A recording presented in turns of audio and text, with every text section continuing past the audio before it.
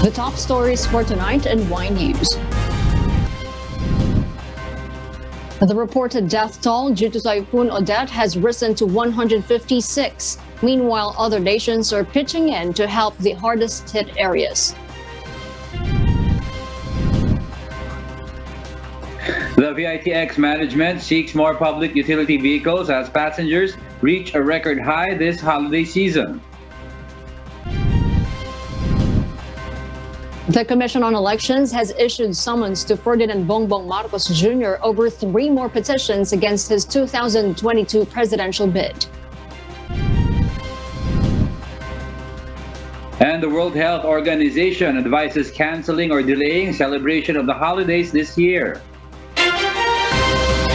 Good evening, Philippines and the world. Today is Tuesday, December 21, 2021. Join us in the next hour as we deliver today's top stories around the Philippines and in other parts of the world. I am Harleen Delgado. We are also seen in 1,935 satellite monitoring centers nationwide and via live streaming worldwide through the UNTV News and Rescue social media accounts and our website, untvweb.com. I'm Angelo Castro III. First in the news, the number of confirmed fatalities due to the onslaught of Typhoon Odette has climbed to over 150, based on the data from the National Disaster Risk Reduction and Management Council. Meanwhile, the Philippine National Police will no longer release their report on the casualties from the recent typhoon devastation. Leah Ilagan will tell us why. 9 deaths have been validated by the National Disaster Risk Reduction and Management Council, or NDRRMC, bringing the casualty count from the Typhoon Odette to 156. 37 persons were reported missing and 275 others were injured. The disaster agency's report on casualties seems significantly lower than the figures released by the Philippine National Police, or PNP. In its latest consolidated report, as of Tuesday midnight, the PNP said at least 375 were killed, 515 were injured, and 56 remain missing in the aftermath of Odette. That is why the PNP will no longer release any data on the casualties but will submit the numbers to the Department of the Interior and Local Government, or DILG, for validation. Ganito yung counting namin, but para hindi na mag-zone ng confusion, we'll keep it na lang, but of course it is recorded, being investigated, but eventually it will be endorsed sa DILG, which is yung agency na pupunta ng aming datos na sila naman mag-report sa OCD. DILG Secretary Eduardo Año said reports on casualties from the PNP should be treated as raw, as this would have to be verified by the country's disaster response agency. Leah Ilagan, UNTV News and Rescue. We serve the people. We give glory to God. World leader and international organizations have expressed their readiness to provide assistance for thousands of Filipinos severely affected by Typhoon Odette. Rosalie Cos reports. The United Kingdom has committed £750,000 or 49.4 million pesos amount of assistance to the Philippine Red Cross to support typhoon-hit families in need of assistance. The U.S. Agency for International Development sent emergency shelter assistance for 3,000 families. This is apart from the 10,000 family food packs distributed to Butuan City. Chinese relief goods are being sent to areas devastated by the calamity, according to Chinese ambassador to the Philippines, Wang Xilian. 20,000 food packages worth 8 million pesos are also prepared by the Chinese embassy. The Chinese government also has 4.7 million kilograms of donated rice for the Philippines, while Japan's assistance is already on the way, such as generators, tents, sleeping pads, water containers, and plastic sheets. Canadian Prime Minister Justin Trudeau said Ottawa is providing financial assistance through the Red Cross, which should help address the urgent need for water and sanitation on the ground. Hungary, on the other hand, will send 20 million Hungarian forint, or more than 3 million pesos worth of assistance. While the United Nations is already coordinating with government authorities to provide timely support such as shelter, health, food, and other life-saving responses to the most vulnerable. In its aftermath, 12 cities and municipalities were placed under a state of calamity. A total of 227 areas also experienced power interruption or outage, of which only 21 have so far been restored. Rosa Licos, UNTV News and Rescue. We serve the people, we give glory to God. After the devastation brought by Typhoon Odette in areas in the country, airlines resumed their domestic flights in cities including Cebu and Puerto Princesa. However, the number of passengers will be at limited capacity. Eileen Cerudo will tell us why.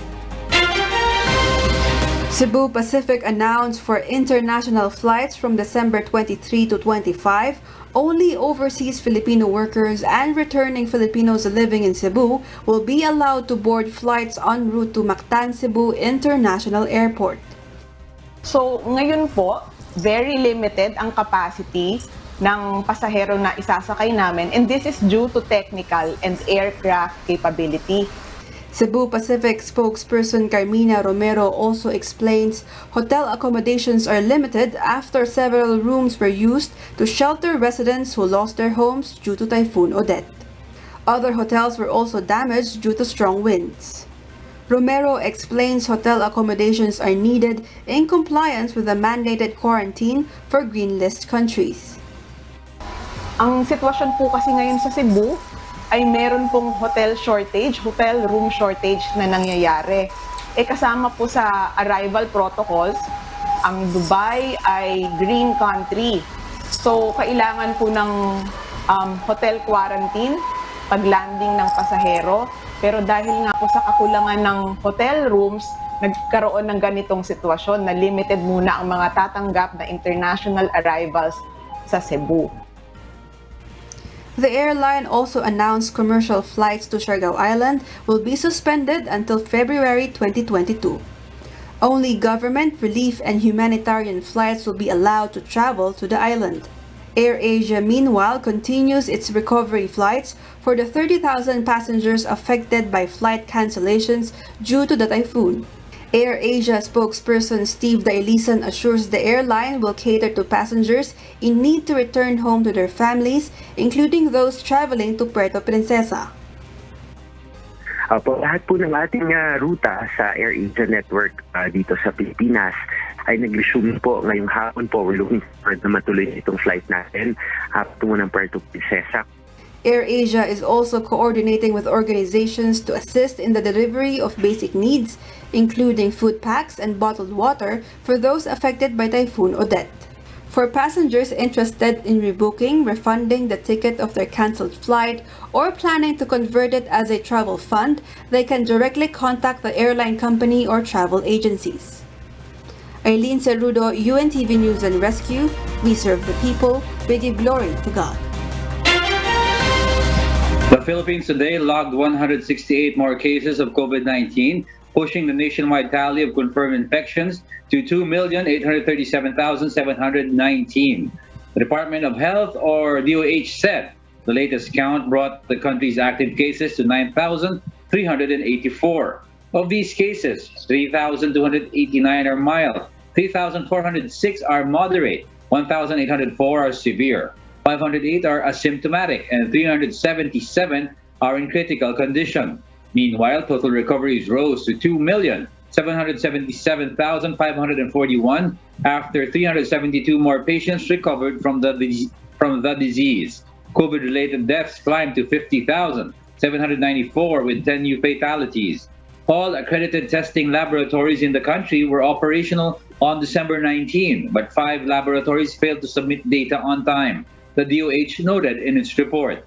Meanwhile, the overall global COVID-19 caseload has reached 475,473,361, while the deaths have surged to 5,361,469, according to the Johns Hopkins University. The U.S. is the worst hit country, with the world's highest number of cases and deaths at 51,100,782 and 807,952 respectively, followed by India and Brazil. Although Omicron patients experience mild symptoms compared to the Delta variant, the World Health Organization warns it should not be taken for granted. Aiko Miguel will tell us why. There isn't a narrative out there that it's just a mild disease. Any dangerous virus that transmits, even if it does cause more mild disease, it's better than if it causes more severe disease, of course. But we cannot forget that the more it spreads, the more opportunities it will change. The Omicron variant has now spread in 90 countries, in which 40 have local transmission. According to WHO COVID-19 Technical Lead and Health Emergencies Program, Dr. Maria Van Kerkhove, countries should prepare their hospitals for another surge. With increased transmissibility, you're going to have more cases. More cases mean more hospitalizations. More hospitalizations mean already overburdened healthcare systems will, continue to be overburdened, and some will fail, and so that means that people will not be able to get the care that they need because it's 2 years into a global pandemic. Independent analytics group Okta Research said that the country's situation is getting better, but people should still avoid mass gatherings. Events this holiday season should be limited to a few number of people who are vaccinated and should come from a family bubble, strictly observing health and safety protocols against COVID-19. According to Okta Research Fellow Professor Guido David, the government should implement strict protocols on our borders. The Omicron variant is definitely a cause for serious concern. We have to make sure our borders are secure. And it doesn't have to be a travel ban. We just have to be strict with the implementation of the quarantine for inbound travelers. Maybe it will not be as severe as the Delta surge or the Alpha Beta surge, but we'll still have an increase in the number of cases. The WHO said 2022 must be the year we end the pandemic, but it must also be the year that countries should start investing in resilient health systems built on primary health care with universal health coverage. According to WHO, more than 3.3 million people have lost their lives to COVID-19 this year, more deaths than HIV, malaria, and tuberculosis combined in 2020. And still, COVID-19 continues to claim around 50,000 lives every week. Deaths can be prevented if COVID-19 infection will be caught and more people get vaccinated against COVID-19. Aiko Miguel, UNTV News and Rescue. We serve the people, we give glory to God. The management of the Parañaque Integrated Terminal Exchange coordinates with their operation with concerned transportation agencies. The terminal management seeks more public utility vehicles as the holidays approach. Asher Cadapan Jr. tells us why live. Asher, go ahead. The number of passengers in the Parañaque Integrated Terminal Exchange reaches record high this holiday season. Based on the data provided or gathered by the PITX, about 105,000 passengers utilized the Grand Terminal yesterday, while they only have below 100,000 passengers before the pandemic occurred. PITX Corporate Affairs and Government Relations Head Attorney Jason Salvador explains that they expect more passengers until Thursday and will subside on the 24th. However, they anticipate that the number will regain next week in preparation for the 2021 year-end holiday. Actually, yung bilang na nakikita natin ngayon ay more than the pre-pandemic na numbers, no? Kasi ito yung first time namin na nakaabot na 105,000. And of course, natutuwa naman tayo dahil nagbabalik na yung sigla ng ating ekonomiya sa pamamagitan ng pagbabiyahe ng ating mga kababayan. Ngunit siyempre, tayo'y nag-aalala rin, di ba? Dahil nandiyan pa rin naman yung bantahan ng pandemic. Due to the increasing number of passengers, some bus schedules are already fully booked. The PITX management on their part find ways to ensure that there is enough public conveyances to accommodate all the passengers. This is while passenger capacity in public utility vehicles is still 70%, which requires more PUVs to avoid stranded passengers. Nakikipag-coordinate tayo mabuti sa ating mga regulators tulad ng DOTR, LTFRB at sa ating mga bus operator partners. Kapag sa ganun, tiyakin na may sapat na bilang ng mga sasakyan itong ating mga kababayan. Jaga, the PITX management advises the public commuters to book their bus tickets ahead of time to avoid delays in their travel. Personnel in the Grand Terminal were also augmented to ensure that minimum public health standards are strictly observed, particularly wearing of face mask and social distancing. Diego. Thank you, Asher Karapan Jr. for that live report. For those watching our 24/7 live streaming on YouTube, please click the subscribe button you see on your screens and ring the bell for notifications. You may also follow us on Facebook. Communication services in several areas have yet to be restored following the onslaught of Typhoon Odette in Visayas and Mindanao. JP Nunez explains why. The Department of Information and Communications Technology explains power supply need to be restored first to repair damaged cell towers needed to reactivate telephone lines and internet connections. Siargao Island, Surigao del Norte, and Dinagat Island, extremely hit by Typhoon Odette, are still experiencing down telecommunication services according to the latest update of the DICT. Wala pa talagang communication lines doon dahil may mga ilang tore na nawalan ng connection sa kanilang fiber backhaul. May mga ilang tore ding natamaan pero mostly yung kanilang fiber backhaul na nagbibigay sa kanila ng signal at connection to their main services.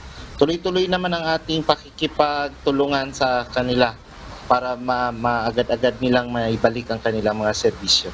The department is still coordinating with other government agencies to clear areas for telecommunication companies to immediately repair damaged communication facilities and restore services. They aim to restore communication lines and internet by the end of the year. Sinusubukan matapos ngayong buwan in pinakamabilis. Ang una nating inaayos muna yung power. Ma-clear muna ang mga natumbang mga poste ng power. Kasi hanggang hindi yan natin maayos, hindi rin sila makapagkuha ng kuryente. So, siguro ngayong linggo namin yan aayusin with Department of Energy and Department of Public Works. The ICT has temporarily set up charging stations in several areas with satellite phones to help affected residents communicate with their relatives in other areas. Satellite phones are also used by local government units to coordinate with the provincial government for their status reports. Meanwhile, the Department of Energy reports they still experience challenge going to Siargao, Surigao del Norte, and Dinagat Islands to restore power supply. This is due to still impassable roads in the said areas. Field workers are yet to reach their transmission lines. The National Grid Corporation of the Philippines reports that out of 95 transmission lines affected by Typhoon Odette, 73 are already restored. These include those in Leyte, Samar, Cebu, Negros, Panay, and Caraga region. However, in Bohol, there are still no transmission lines repaired. Sa Bohol, wala pa po tayong nare-restore doon dahil napakalaking challenge po talaga ang Bohol. Sa ngayon po, kahapon nadinig ko si Governor Yap sa interview niya over the radio na humihingi sila ng tulong sa DPWH para i-clear yung mga roads nila na may mga nakabagsak na puno, mga poste ng kuryente. Kasi importante yon para sa mobility ng ating mga restoration teams.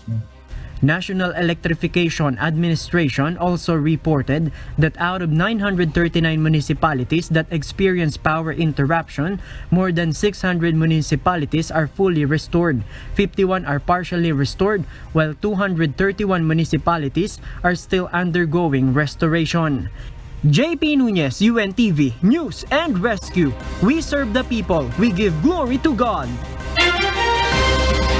The calamity response of every presidential aspirant still matters in the upcoming 2022 national elections, according to a political analyst. Nelma Buhok will tell us why. The Filipinos will surely remember the actions of the presidential aspirants of giving assistance to families affected by Typhoon Odette. According to Professor Ramon Casiple, a political analyst, the election season has already started and the election day is just months away. Kasi itong typhoon nangyari ito, nagsisimula na actually yung kampanya. Ibig sabihin, maalala ito ng mga botante pagdating ng election day. Kasiple said voters will recall what candidates did to them when they need it in time of emergency. Human nature yan. Biktima ka, tinamaan ka, nagka-problema ka. Nasaan yung mga kandidato? Kasi kung wala kang gagawin bilang kandidato, ano pa kaya asahan nila kung ikaw nahalal? No? In the past few days, presidential aspirants have launched their initiatives to help in the relief efforts for communities hit by Typhoon Odette. But according to Michael Henry Yusinko, Senior Research Fellow of the Ateneo School of Government, there's no considered frontrunner yet among the presidential aspirants. From the perspective of a regular observer of elections, right now we can't definitely or with some level of certainty that there's already a front runner. And you can see that in the way they are behaving. Kasi ngayon, lahat sila, di ba? Lahat sila reaching out to the voters, going about the regions, talking to politicians. He said each presidential hopeful should continue their efforts to convince the Filipino voters. Nel Maribuhok, UNTV News and Rescue, we serve the people, we give glory to God. As the Senate Blue Ribbon probe continues, its chairman, Senator Richard Gordon, calls on President Duterte to arrest the individuals allegedly linked to former presidential economic advisor Michael Yang. Arlene Delgado will tell us why. Senate Blue Ribbon Committee Chairperson Senator Richard Gordon has called on President Duterte to arrest the former head of the Department of Budget and Management's Procurement Service, or PSDBM, Lloyd Christopher Lau. This as the committee conducted its 17th hearing on the alleged questionable purchases of medical supplies made by the agency for the country's COVID-19 response. Lau has a standing arrest order from the committee, which he appealed for reconsideration last month. However, Gordon advised the former official to surrender instead. Gordon is also looking for Gerald Cruz and Jason Uson, who have alleged links with former presidential economic advisor and businessman Michael Yang. The committee has an unserved warrant of arrest for Uson. In the hearing, Yang once again denied lending money to Formally, insisting that he only referred his friends to the company. At papabigay ko ito sa mga dyaryo para malaman nila at makita ninyo itong tao ito, kasama ito sa nawawalang sa mga perang nalustay ng bayan para sa COVID na dapat ginamit. Tinatawagan ko ulit ang Pangulo natin na kung maaari, pahuli nyo na sila Lau. Kayo ang nag-appoint dyan. Meanwhile, formerly Corporate Secretary and Treasurer Mohit Dargani, who is currently under the Senate's custody, confirms that Chinese businessman Lin Wei-shong, who is an alleged associate of Yang, was placed by the board as Formerly's financial manager. Dargani says they cannot remember who nominated Lin to the post. Who nominated him? I can't remember that. Almost 2 years ago. How can you not remember? You're dealing with a billion peso corporation. Financial manager, you can't remember? Was it Michael Yang? Come on, man up! We have an obligation to pay back our suppliers after we receive out our collections, and therefore he was placed in there as a form of guarantor, so that when we receive the collections, we would pay back immediately. The next Senate Blue Ribbon Committee hearing is set on January 13, 2022. Arlene Delgado, UNTV News and Rescue. We serve the people. We give glory to God. Preliminary conferences for the 3 disqualification cases against presidential aspirant Ferdinand Bongbong Marcos Jr. were set on January 7, 2022. Dante Amento tells us why live. Yes, Dante? Good evening, Harleen. Comelec 1st Division Presiding Commissioner Maria Ruena Guanzon disclosed the summons over the 3 disqualification cases against former Senator Ferdinand Bongbong Marcos Jr. were already issued. These have been sent to their election officers. The summons would also be served personally to the respondent Marcos. Guanzon added Marcos is directed to file his verified response to each petition or case within 5 days upon receipt of the summons. The preliminary conference of the cases will be on January 7, 2022, Friday. The disqualification cases were filed by Bonifacio Ilagan, Akbayan, and other civic leaders, and NCMF Commissioner Abubakar Mangelen, who introduced himself as the duly elected chairman of Partido Federal ng Pilipinas, or PFP. The petitions all have a common denominator, which is the tax conviction of Marcos in 1995 over failure to file his income tax returns. Meanwhile, Comelec spokesperson Director James Jimenez clarified that they did not set a timeline for the resolution of the cases. Resolutions of these petitions will also not be released at the same time, but it would depend on which one will be resolved first. They're promulgated, out na kagad yan. No? Wala namang so far, walang movement to consolidate anything. Nangyayari lang naman yan pag nagko-consolidate. Harleen, currently there are 6 petitions against Marcos before the Comelec, which include 4 disqualification cases and 2 COC cancellation cases. And that's our latest live from Quezon City. Back to you, Harleen. Thank you, Dante Amento, reporting live from Quezon City. For the news abroad, the World Health Organization Director General advises canceling or delaying celebration of the holidays this year. Charis Longbawen will tell us why live. Good evening, Charis. Good evening, Elsie. There is now a consistent evidence of faster spread of Omicron variant compared to Delta variant, according to WHO Director General Tedros Adhanom Ghebreyesus. In his speech on Monday, the Director General stated that delaying the celebration is better than to do it now and grieve later. He added that the increased social interaction over the holiday period will result to an increase in the number of COVID-19 cases, medical assistance, and deaths. Infection and reinfection of vaccinated against and recovered from COVID-19 is also possible. To close his speech, Dr. Tedros said that the World Health Organization is committed to do everything in their power to end the pandemic in 2022. Elsie? Charis, how does the World Health Organization foresee the COVID-19 pandemic to end by next year? Elsie, according to Director General Ghebreyesus, it can be accomplished by ensuring 70% of the population of every country is vaccinated against COVID-19 by the middle of next year.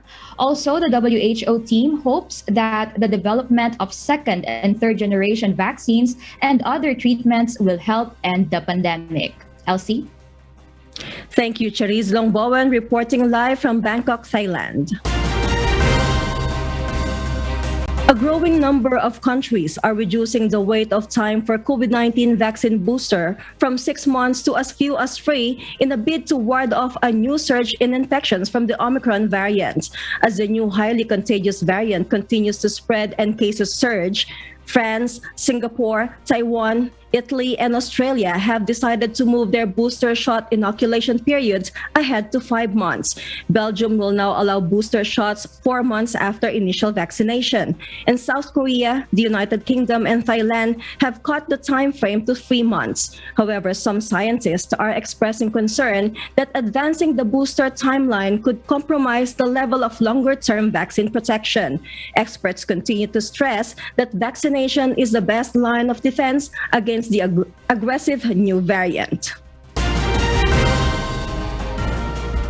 Five Eyes Alliance countries expressed their grave concern over Hong Kong's Legislative Council election.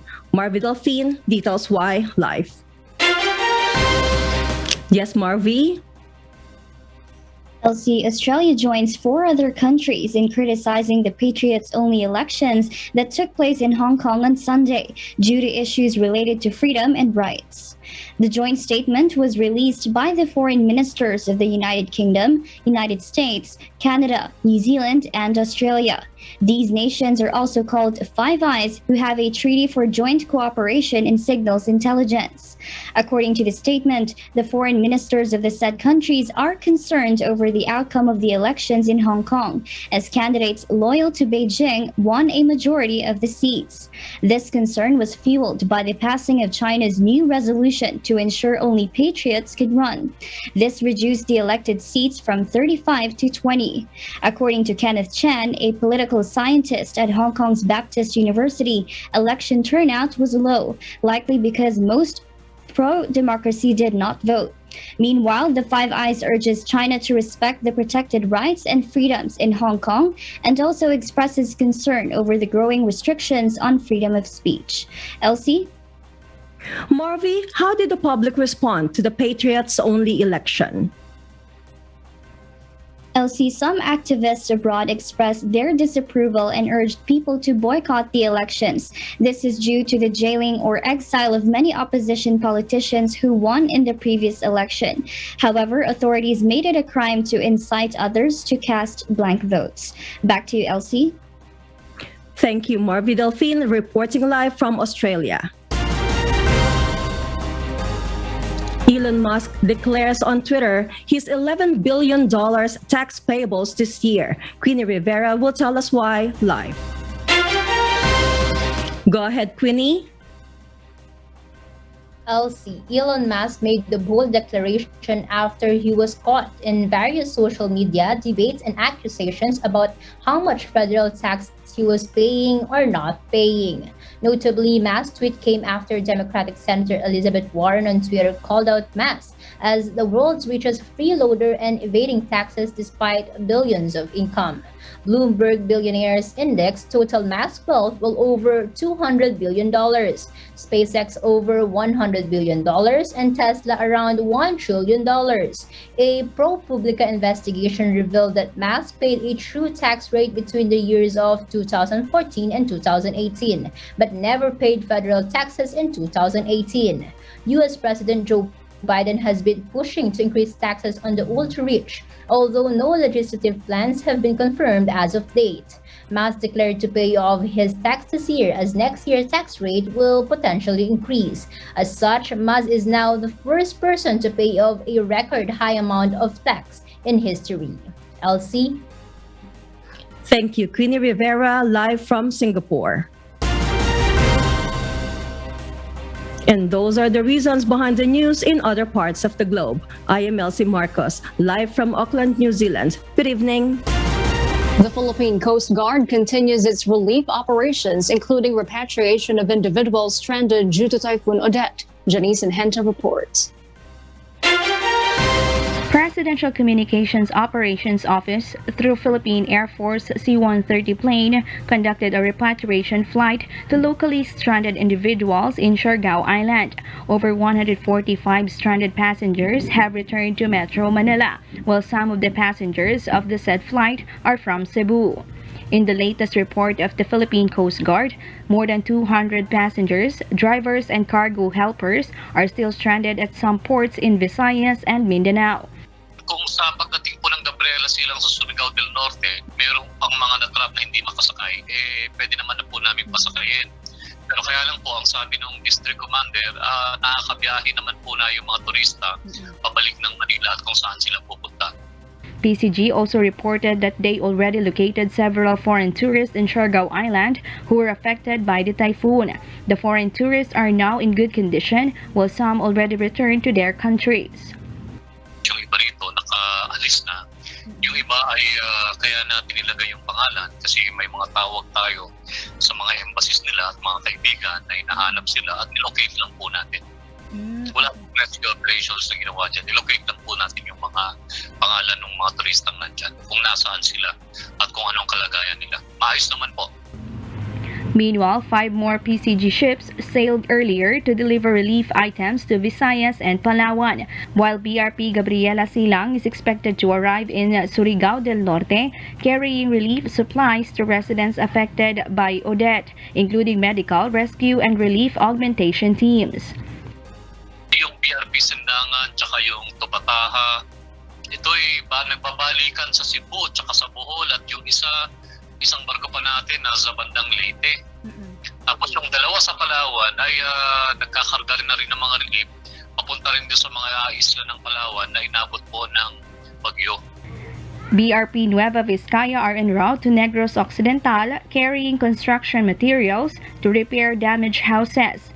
In addition to this, 900 food packs and 500 hygiene kits was also awarded to be distributed to residents in Negros Occidental. Some of the priority areas that PCG wants to reach are Dinagat Island, Palawan, and Siargao Island, which have all been badly affected by Typhoon Odette.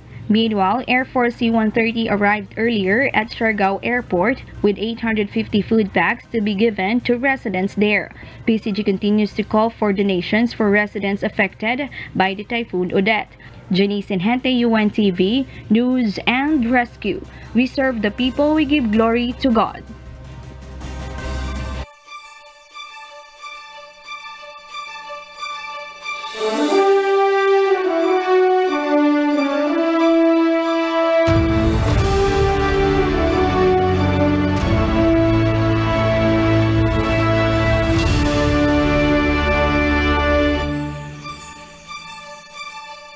A Ganyan family's wish for a source of living in this time of need has been granted through God's help and mercy. Nina Emilio has this MCGI Care story.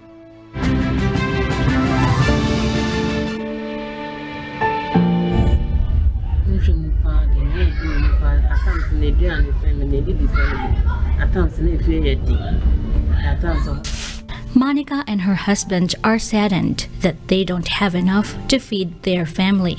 It all began when he became ill. 7 years.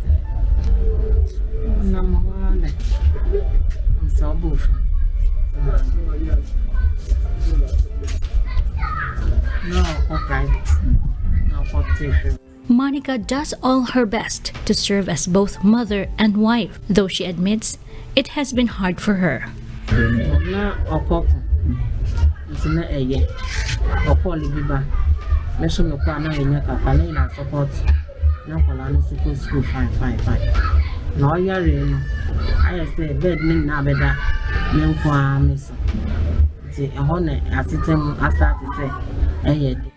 All Monica wishes for is help.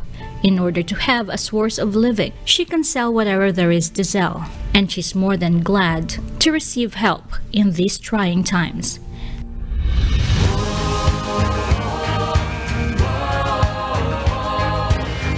And this also makes members Church of God International happy, because this is another good opportunity to show that MCGI cares.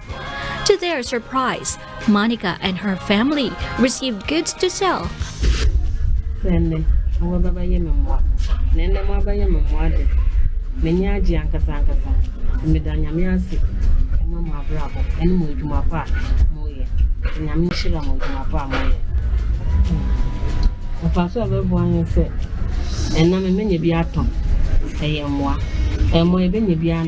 These also help eases Monica's worry. Now she will have money to buy her husband's medicines.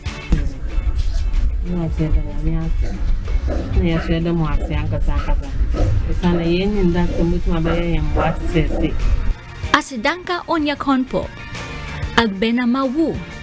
No matter the language, thanks be unto God for His goodness and His mercy.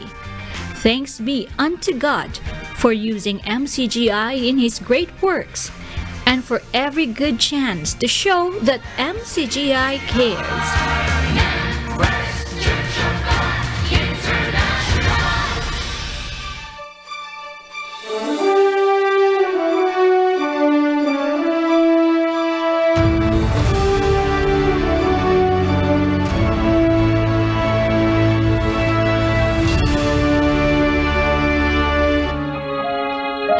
close, we will leave you with a word, giving glory to God.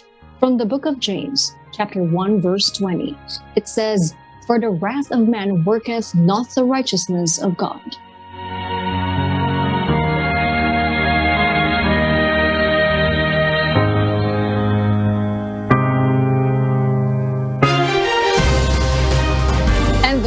Reasons behind the news, December 21, 2021. Reasons we deliver to you as they unfold. I am Herlene Delgado. Because we need to know, we will always ask why. I'm Angelo Castro III. We serve the people. We give glory to God. With increased transmissibility, you're going to have more cases. More cases mean more hospitalizations. More hospitalizations mean already overburdened healthcare systems will, continue. Ganito yung counting namin, but para hindi na mag-sow ng confusion, we'll keep it na lang. But of course, it is recorded, being investigated. But eventually, it will be endorsed at the ILG.